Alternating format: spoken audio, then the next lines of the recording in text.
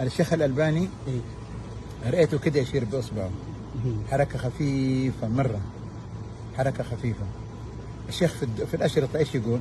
يقول حركة ليست بخفض ولا رفع ولا يمين ولا يسار، حركة خفيفة زي كده. قلت له والله يا شيخ أنا سمعتك في الدرس لكن ما تصورت الحركة بهذه الصورة، الحركة زي كده. قال لي الله يوفقك. الحمد لله. الحمد لله. لا ما هي كده ولا كده ولا كده، كده حركة خفيفة. الله يسعدك شيخ. طبعا هي اليد تكون كده، شوف اصلا اليد كده او كده، فغصب راح تجي شويه مايله، لكن انا بس ابغى اوريك الحركه كيف وضعها. كيف يا شيخ يصير يعني هي اليد الان اما توضع كذا ايوه او توضع كده في الاصابع، تيجي تحطها، فغصب لما تحطها على فخذك تجي شويه مايله. تمام. هي كده الحركه خفيفه ان شاء الله. خلاص. أحسن الله عليك شيخ.